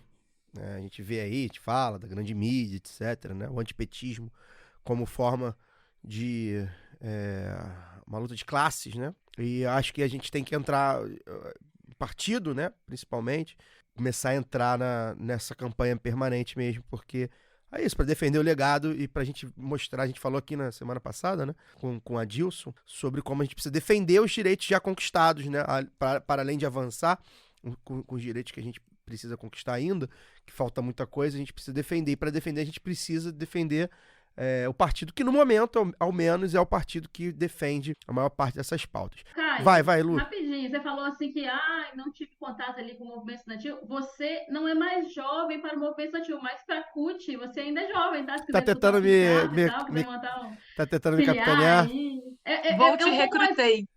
É um pouco mais rápido do que o Partido Comunista Chinês. Então, assim, fica aí a dica. Tá bom, pode deixar, vou pensar no seu caso. Me manda o formulário.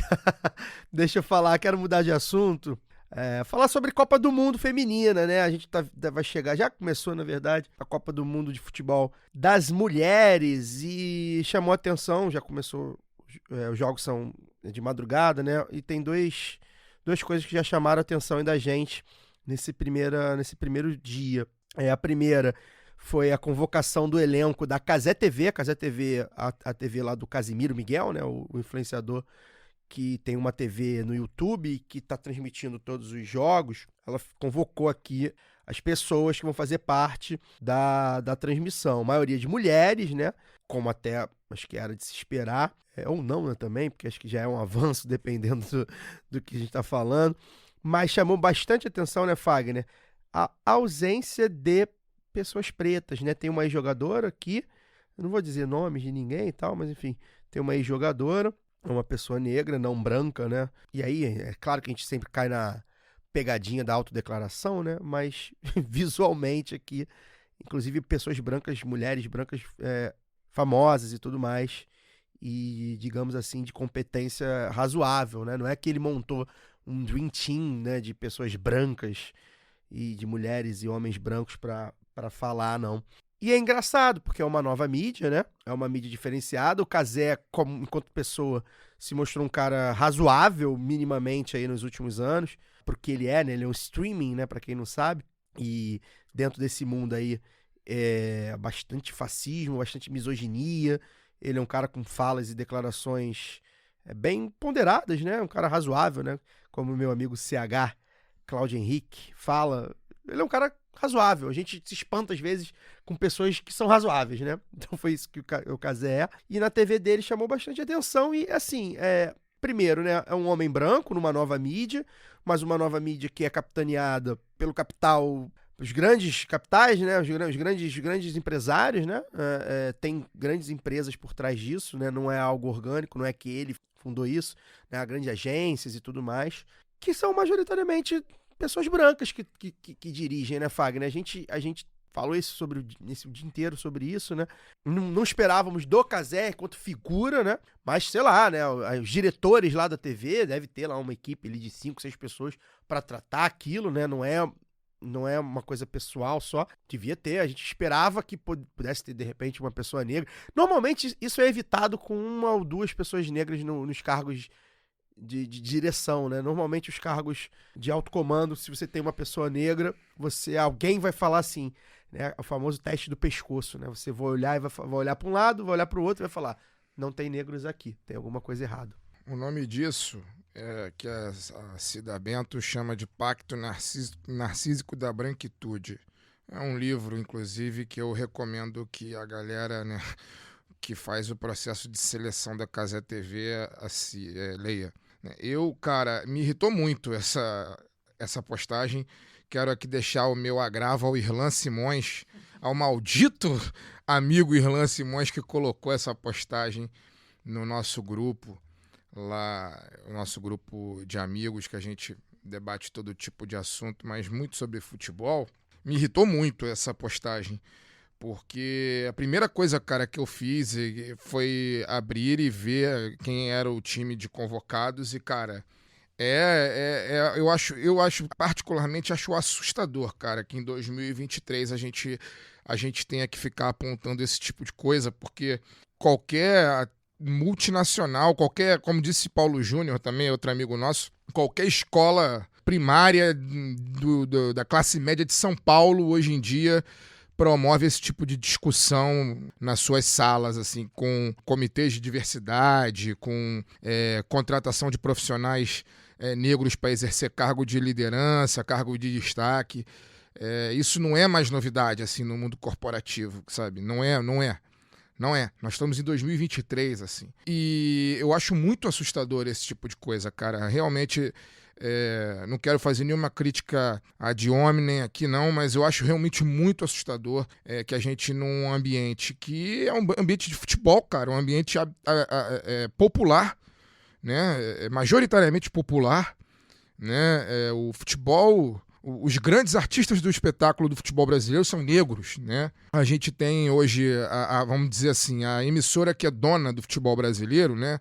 Até diria que até que já foi mais, mas ainda é dona que as organizações Globo. Por incrível que pareça, ela é a que mais tem assim, que demonstra avanços nesse sentido, assim, que você vê comentaristas negros, você vê mulheres comentaristas negras, repórteres, né? Hoje você vê, cara, eu fiz esse desafio, assim. Eu desafio qualquer TV de clube, cara, que tenha um repórter negro. É impressionante, assim. É impressionante. Falo do meu e falo de qualquer outro clube, assim. Você pega qualquer TV dos grandes clubes brasileiros e aponta quantos negros tem trabalhando nessas TVs. Assim, quantos repórteres negros dessas TVs de clubes existem. E não é por falta de profissional, cara. Não é. Assim, a gente fez um levantamento lá no nosso grupo, né, no Sapucaí Central 3. Cara, em questão de 5 minutos a gente apontou 4, 5 jornalistas que trabalham com futebol feminino, que são especialistas em futebol feminino, jornalistas homens e jornalistas mulheres que são negras, cara, são negros e que não tem espaço, cara, para poder debater esse tipo de assunto. Eu acho realmente assustador. As duas palavras mais corretas para poder falar sobre esse tipo de assunto é assustador e chocante, assim. É chocante que em 2023 você tenha um canal, seja ele na televisão, seja ele na internet. Mas tem essa diferença, né? Eu acho que me choca mais, porque assim, se é nas grandes emissoras, né? A Globo, a Band, a Record, A né? ESPN. A ESPN. A gente meio que olha aquilo como uma velha mídia. Então eu acho que Sim. é a nova, é o Sim. novo, pô. Se o novo é isso aí, já, brother. o novo já tá nascendo velho, né? E eu Mas fico... esse eu acho que é o que o Fagner fala, né, citando o livro é o pacto, né? Eu acho de fato muito assustador, cara. Eu fico muito assustado. Isso me deu muita raiva. E eu, inclusive, fiz que assim, eu não sou, cara, eu tô evitando usar a rede social, evitando usar o Twitter. Pra mim, perdeu completamente o sentido esse tipo de ferramenta. Mas eu retuitei, cara. Eu retuitei a postagem e retuitei ironicamente, dando uma dica cultural, assim, de um filme chamado A Negação do Brasil, do Joel Zito Araújo, que é do ano 2000. 23 anos atrás, o Joel Zito Araújo fez um filme questionando a presença negra nas telenovelas do Brasil, que faltava homens negros, faltava mulheres negras, e quando era retratado era sempre no papel de subserviência, né? O negro era sempre fazia o papel do escravizado, ou o papel do porteiro, ou o papel do mordomo, ou o papel do padre, né? Nunca tinha um papel de destaque, né? E aí, de lá pra cá, a gente vê avanços, né?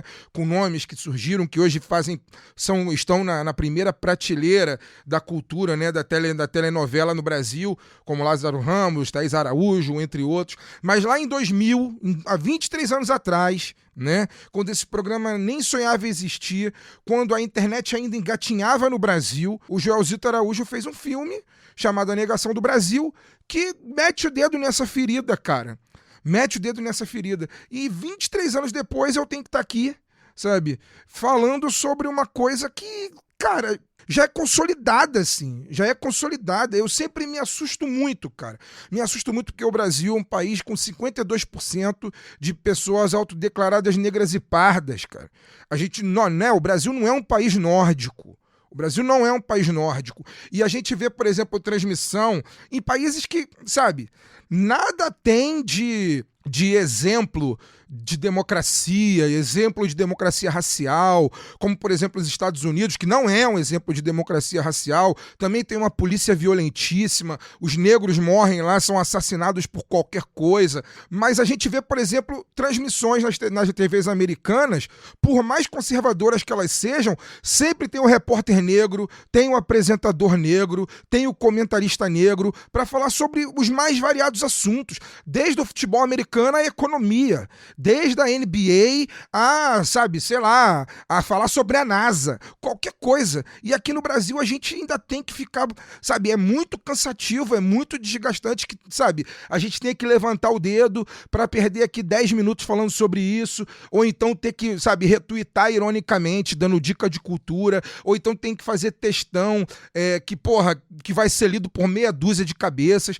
É muito desgastante, brother, é muito desgastante. Não quero, repito para finalizar, não quero fazer crítica de homem aqui, eu acho que o caminho não é esse, acho que o caminho não é demonizar ninguém, inclusive tô lendo Dostoiévski e aprendendo que ninguém é bom e ruim o tempo todo, embora o Bolsonaro e a família dele, né, coloque o Dostoiévski a toda prova, mas, cara, é muito cansativo passar por esse tipo de discussão, ter que levantar o dedo para falar sobre isso em pleno a segunda década do século XXI, num país, não é um país que tem 5%, 10% de sua população negra. Repito, é um país com 52% da sua população autodeclarada negra ou parda, um país onde os negros simplesmente invadiram as universidades de todos os cursos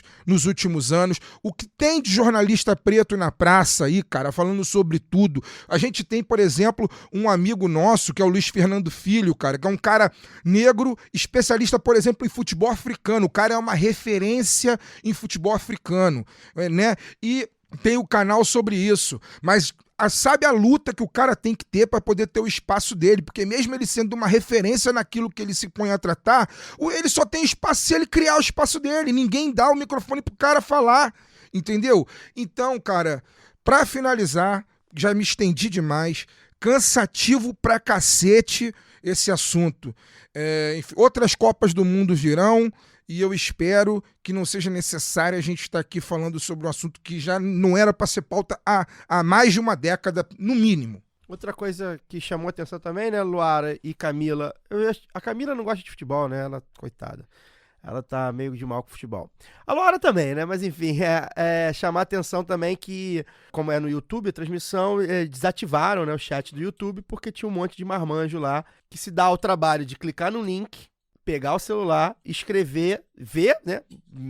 Que seja alguns segundos daquilo, e escrever falando mal daquele esporte.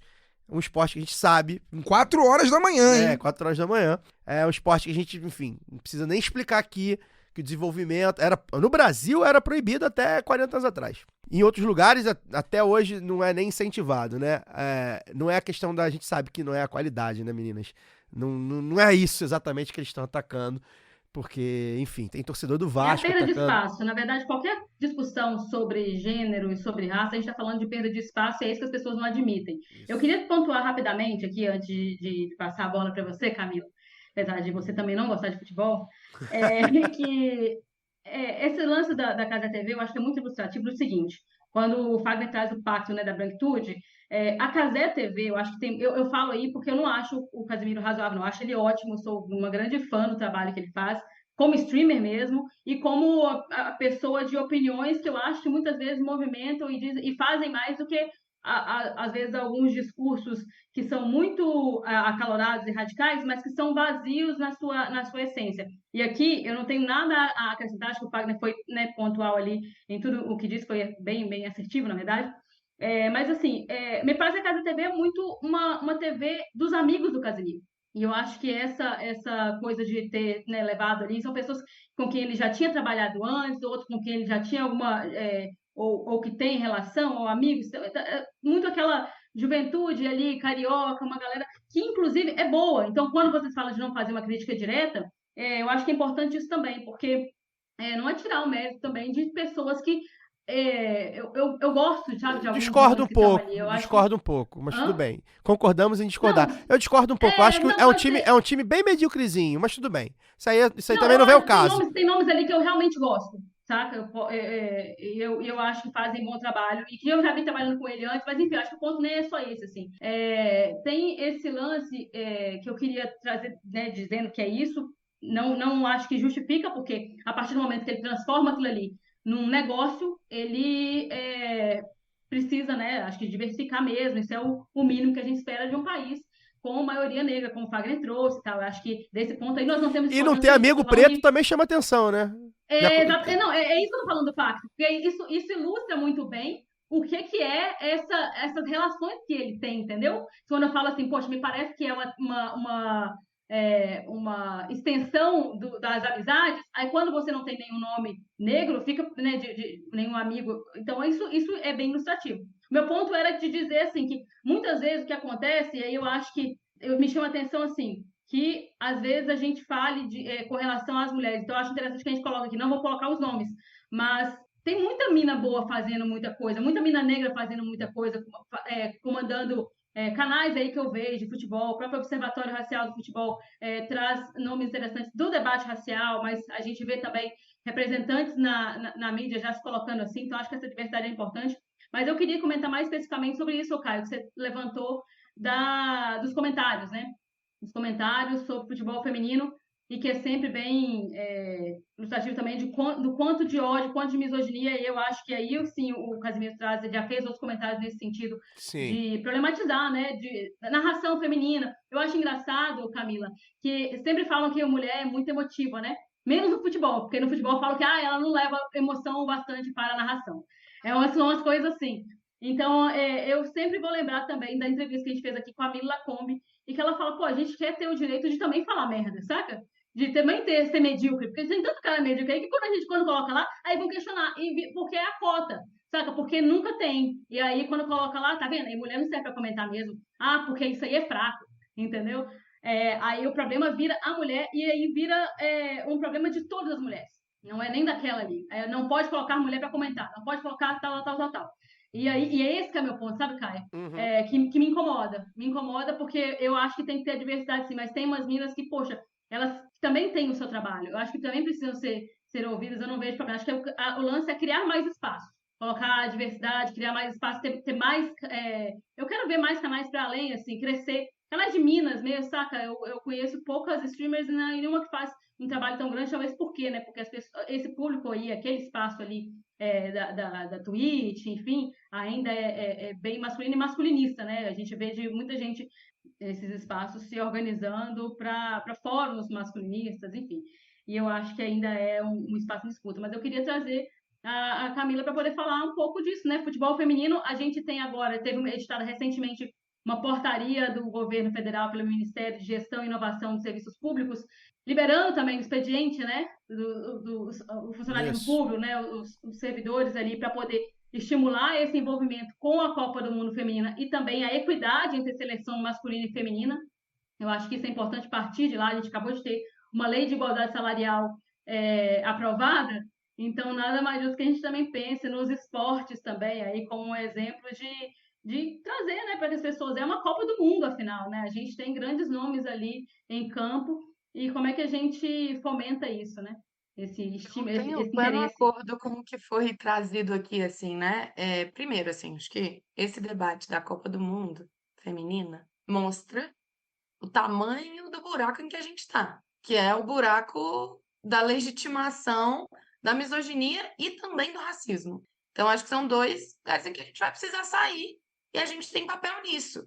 É lógico que tudo isso que a gente falou ao longo, né, de todo esse debate aqui, né, o governo Bolsonaro, a política de ódio, né, o neofascismo, ele autorizou, ele legitimou absurdos, né, quando a gente fala absurdo que perde a modéstia, o cara se sente autorizado a comentar essas coisas, enfim, né, que é exatamente isso que acho que foi o Caio que falou, né, que faz o cara acordar cedo, de madrugada, para ir lá xingar uma mulher, ou seja, ele tem ódio, ele é misógino, que é esse xingamento que as narradoras, né, recebem o tempo inteiro, porque na verdade é isso, gente, é odiar a mulher ocupando espaço, é odiar a existência das mulheres, né? Recomendo até que vocês um dia o convidem e leiam, enfim, né? É uma grande companheira nossa que defendeu o doutorado agora sobre Red Pills, que é a Bruna Camilo. E ela dizia assim que ela se infiltrou então nesses chats, né, deles assim, e ela ficava chocada assim, porque o que eles odeiam de fato a existência das mulheres. Você sabe que vão ter novos ataques, porque todo ano, na época do massacre de Realengo, que é considerado um massacre misógino, eles repetem ataques às mulheres e eles chamam mulheres para sair para poder ser violentos com elas e filmar e ter orgulho disso. E é um negócio assim absolutamente chocante. É isso que faz com que eles odeiem narradoras, é isso que faz com que eles odeiem a existência da Copa do Mundo Feminino, que eles odeiam as mulheres como um todo. E acho que a criminalização da misoginia tem um projeto de lei da deputada Dandara, né, que acho que é fundamental, né, que é uma mobilização de uma professora da UNB, que é a Vanessa Casanello, precisa ser aprovado, porque sim, faz diferença. Criminalizar o racismo fez diferença. Agora, lembra até, Luara, lembrei aqui pensando nisso, que há 10 anos atrás a gente escreveu um artigo sobre o que a gente enfrentava sendo mulher que gosta de futebol. Isso tem 10 anos, gente. Né? 10 anos e não tinha um debate de futebol feminino e muito menos narradora. E a gente sofria porque pô, você diz que você gosta de futebol, o cara quer te testar sobre 20 coisas e 20 regras e 20 né? Infernal, assim. Eu até escrevi um artigo agora com meu pai também, que eu acho que é um debate legal da gente fazer sobre futebol, né? Que é sobre a camisa LGBT do Vasco e a diferença e o que isso faz. Por isso que eu quero passar, fazer esse debate sobre o Cazé. Pô, Cazé, tu é vascaíno, cara. Tu conhece a história do teu clube. Cara, não dá, sabe? Eu, assim, né, concordo plenamente com a revolta do Fagner. Também me revolta muito, assim, porque eu acho que não dá. Sabe? Não dá para naturalizar, não dá para dizer que não, é porque tem esse avanço aqui. Não existe essa hierarquia das opressões, avançou aqui para depois avançar aqui. Não existe isso. Nós estamos falando, sabe, gente, de um debate que está massificado hoje. Não dá para dizer que um cara que está na internet, que tem uma equipe grande, que acha natural que ele olhe pro card, para os convites, e não tem pessoa negra ali, sabe? É o tipo de olhar, nosso olhar tem que se educar mesmo, para a gente ser antirracista. Não basta não ser racista, assim. Então, eu hoje entro em qualquer lugar e olho, pô, não tem negros e negras aqui. Pô, nesse lugar, nessa atividade, nessa agenda, nesse restaurante, nesse espaço de lazer, enfim. Por quê? Porque significa que é um espaço elitizado e é um espaço que eu não quero frequentar.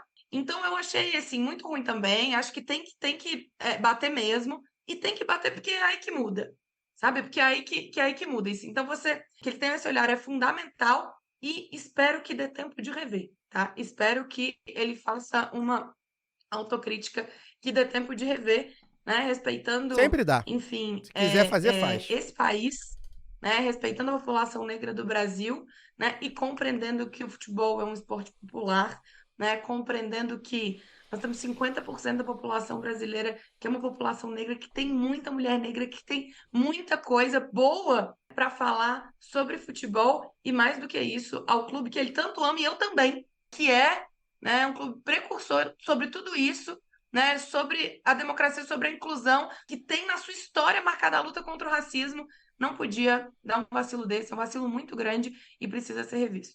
E tem uma coisa também sobre completar, Camila. Eu lembro de uma conversa que eu tive com um dirigente sindical, e ele falava assim: não, mas é porque, como eu citei, né, que tem a maioria ali de streaming, quem consome aquilo ali ainda é majoritariamente, me parece, branco e de classe média, enfim. E aí eu conversei com a dirigente sindical e falou assim: mas não faz sentido que a gente tenha uma direção com mais mulheres, porque a nossa categoria é majoritariamente masculina. Eu falei: mas vocês não perdem em nada tendo mais mulheres, mais negros e negras nas direções, porque são eles que vão trazer, eles e elas que vão trazer, eu acredito, pelo menos isso, uma visão que vai destravar os problemas que vocês estão tentando solucionar há muito tempo. E essa não é uma verdade nas categorias majoritariamente femininas. Enfermagem, professores, os dirigentes sindicais são maioria homens também, então menos, né? Porque não é sobre isso, não é isso que é. Ele é geral, não é sobre a categoria. É isso. É sobre essa visão mesmo, né, de mundo, assim. Então, quando eu trouxe aqui, é da gente pensar mesmo que, pô, não dá para ser uma extensão. A partir do momento, inclusive, que você transforma aquilo ali como um negócio, tem uma visão, nem que seja disso, uma visão de negócio, saca? Você tem que ampliar essa diversidade, tem que ampliar os espaços. Acho que é principalmente sobre isso. Assim. É isso. Camila, muito obrigado pela sua participação. Foi ótimo, acho que a gente debateu bastante coisa aqui. Dá seu destaque final, seu tchau aí e valeu. Passa seu TikTok, Quero só agradecer. Passa suas redes, Quero seus só textos. agradecer, Lara, Fagner, Caio, né, o convite de estar aqui, parabenizar vocês por esse trabalho. Eu sei que é dedicar um tempo para o debate, para o bom debate, né, para a democratização da comunicação, enfim. Então, e foi super leve, super legal. Então, estou bem feliz enfim, ter dado certo, né, de estar aqui. E sempre à disposição para ajudar de todas as formas possíveis, né? E que vocês continuem brilhando muito e contem muito comigo. É isso, contamos mesmo. Voltará em breve. Luara, valeu. Tchau, tchau. Valeu, já falei muito, mas eu falei do TikTok, porque a Camila faz um trabalho muito bacana no TikTok, tem Bom. alguns milhares de seguidores lá também, então, sobre temas da política e tal, eu tô fazendo aqui porque pessoa publicitária, os meus eu acabo não fazendo, mas vou fazer também, porque este sábado, eu vou participar de uma roda de conversa sobre a obra do Jorge Amado, lá no Sebo Cheiro de Livro, lá no centro de Vitória. Então, pessoal de Vitória, Grande Vitória aqui, quiser ir lá bater um papo, eu tô dando a carteirada de baiana com sorte, já que sou casada com baiana agora, e vou tomar a liberdade de falar sobre a obra de Jorge Amado, que é um autor que eu gosto muito, e espero encontrar muitos de vocês lá. Então, um abração aí, obrigada, Camila, por ter topado esse papo. Fagner, Caio, tamo junto. Fagnólio, boa noite. Boa noite. Aproveitando o gancho da Luara, que vai no Sebo, quero mandar um abraço aqui para ouvinte nossa, Simone Saintive. Simone é médica e ela inaugurou na semana passada, junto com 75, eu acho, outros médicos de esquerda, provavelmente do Brasil inteiro, né? Não tem tanto médico de esquerda assim no Brasil. Reuniram todos. Reuniram todos do país inteiro, mas a Simone, junto com eles, abriu o Sebo Casa 11. E ela é ouvinte do lado B, o Sebo é lá na Rua das Laranjeiras, e me convidou para poder estar presente lá na festa de inauguração. Eu fui, comprei os livros lá. Um abraço para ela, um abraço para o Cláudio, que é o cunhado dela, que é um amigo meu de longa data, jornalista, jacaré. E aí, só quero finalizar aqui também com outros 2 comentários. Hoje é aniversário da minha madrinha e eu queria dedicar esse programa para ela, porque a minha madrinha, sem saber, ela foi uma pessoa, assim, sem ser militante, etc e tal, ela abriu muito meus olhos sobre o que era o governo Lula no começo, o início do governo Lula, né? O primeiro mandato do governo Lula. Eu já contei essa história aqui, né? Minha madrinha foi a pessoa que falou para mim um dia, e eu nunca esqueci isso, já deve ter né, quase 20 anos. Ela disse para mim que percebeu que a vida dela começou a mudar a primeira vez que ela comprou papel higiênico Neve, né? E ela já era uma mulher com mais de 40 anos de idade, ela nunca tinha usado um papel higiênico decente, confortável, porque ela não tinha condições de comprar um papel higiênico decente e confortável. Então, na verdade, assim, o Lado B tá fazendo 7 anos, fez 7 anos, e a gente está falando disso aqui o tempo todo. A gente está falando de... o programa pode ser sobre futebol, mas de certa forma a gente está falando sobre conforto, sobre qualidade de vida e sobre dignidade para a classe trabalhadora. Então, desejar um feliz aniversário para minha madrinha, que hoje está fazendo 63 anos, que ela tenha muita saúde. E por fim, hoje dia do amigo, né? Também mandar um abraço para uma amizade inusitada, mas muito importante aqui para o nosso futuro, né? Que é a amizade entre o presidente Lula e o vice-presidente Geraldo Alckmin. Essa amizade não pode acabar. Vice-presidente Geraldo Alckmin, nem ouse criar crise nessa amizade. É o que eu digo, um abraço. Tá bonita, essa amizade tá bonita. Viva as novas amizades. Cara, nunca é tarde demais pra fazer novas amizades. Eu tenho aqui um reclame, um convite e uma dica cultural. Vou começar com a dica cultural, tá? Como eu falei, tô de férias, né, do meu trabalho, e andei frequentando aí os museus do Rio e tal. O Museu de Arte do Rio, que é um museu que fica ali na Praça Mauá, um museu muito legal. Ele tá com algumas exposições que eu, enfim, achei muito, muito impactante, que é a exposição do livro Um Defeito de Cor, né? E a exposição também da Carolina Maria de Jesus. Tem outras exposições lá, permanentes e tudo mais. É um museu bem bacana. Mas essas duas me chamaram bastante atenção. Não por acaso, enfim, o livro fala de mulheres negras, e a Carolina Maria de Jesus, uma mulher negra, uma escritora negra. E eu fui me dando conta de como... Eu sou um homem negro, né? Mas o meu pai era um homem negro, minha mãe é uma mulher branca. De como eu tenho esse gap de ausência de mulheres negras como referência, né? E aí me botei aí pra ler Um Defeito de Cor e também, principalmente, o Quarto de Despejo da Carolina Maria de Jesus. Então fica a dica aí, quem tiver de férias aí e tal, bem legal, a exposição tá muito bacana, o Museu de Arte do Rio é muito, muito maneiro. Tem um convite também, né, principalmente os ouvintes aqui do Rio de Janeiro, para participar do 4º Festival da Comunicação Sindical e Popular, segunda-feira agora, dia 24 de julho, na Cinelândia. O ato vai começar ali por volta das 10 da manhã, vai até às 7 da noite, tem roda de conversa, apresentação de vídeo, enfim, entrega de materiais. É um festival que é promovido pelo Núcleo Piratininga de Comunicação. Então quem puder passar lá na Cinelândia dia 24, na segunda-feira, uma horinha, meia horinha, ali na hora do almoço, ali no final do dia, no começo do dia, enfim, vai ser bem legal fortalecer a comunicação sindical e popular. Pessoal do NPC, tô fazendo o curso da NPC, um beijo para todo mundo. E claro, reclame, né? Você tem aí R$10 para perder não, né? Para ganhar com o Lado B do Rio, você pode ajudar a financiar o seu podcast preferido em orelo.cc/Lado B do Rio. A partir de R$10, tem também o de R$20, tem Pix, cartão de crédito, é só ir lá na orelo.cc/Lado B do Rio. O Lado B fica por aqui. Semana que vem a gente volta, mas não a gente. Vai ter o especial do podcast delas, só a mulherada, as mulheres que fazem o Lado B do Rio, o Lado B Notícias, acontecendo aqui na nossa mesa de sexta-feira. Em homenagem às mulheres, vamos fazer as mulheres trabalharem. Eu vou me defender, hein? Lado B McDonald's. Lado B McDonald's. Ó, essa sugestão quem deu foi a dona Fernanda Castro, que estará aqui no meu lugar me apresentando. Não era pra ser assim, mas ela falou. Eu vou falar, eu endossei, porque é bom a gente, então, de tá vez bom. em quando, ouvir apenas as vozes das mulheres. Né? Vocês falam demais. Nem todos os homens, pô. Que isso? Eu sou... Amigo não. Não, mas é verdade, né? A gente tinha algumas ideias aqui para fortalecer o projeto Podcast Delas, da nossa amiga Domênica. E aí são as meninas, então, virão aqui trabalhar. A gente tá de folga, botaram os homens de folga. É isso aí, o feminismo está sendo legalizado no Lado B do Rio. E a gente fica por aqui. A gente volta na semana que vem. Beijos! Este podcast foi editado por Fernando Cesarotti.